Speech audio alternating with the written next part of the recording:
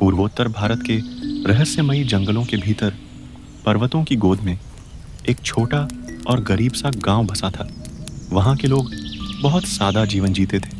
मिट्टी और बांस की झोपड़ियों में रहते, धान की खेती करते, नदी से मछलियां पकड़ते और रात को आग के चारों ओर बैठकर कहानियां सुनते। गांव हमेशा शांत रहता था, लेकिन बुजुर्गों की कहानियों में एक डरावनी कथा बार बार सुनाई जाती थी। पहाड़ों में छिपे एक विशाल दैत्य की। लोग उसे किंग कॉन्ग कहते थे। कुछ को लगता था कि यह बस अंधविश्वास है, मगर बुजुर्ग हमेशा चेतावनी देते, जंगल के कुछ हिस्सों में कभी मत जाना, वहीं वह सोता है।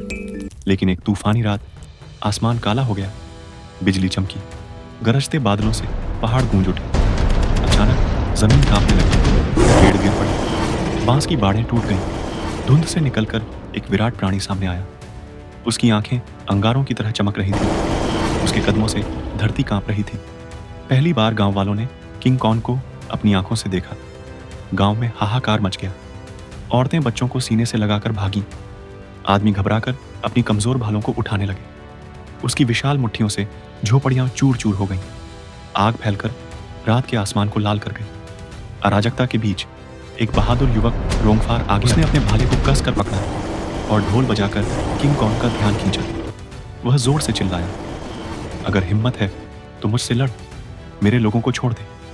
किंग कॉन्ग ने उसकी आवाज सुनी और क्रोध से उसकी ओर मुड़ा। उसका गर्जन जंगल को हिला गया और वह रोंगफार के पीछे दौड़ा।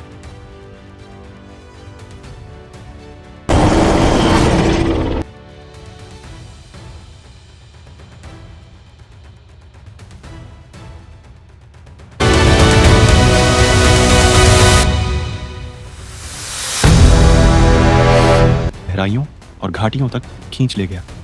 वहां अंधेरा दोनों इंसान और राक्षस को निगल गया। सुबह जब गांव वाले लौटे तो उनका घर राख और मलबे में बदल चुका था, लेकिन वे जीवित थे और सबकी जुबान पर एक ही नाम था, रोंगफार।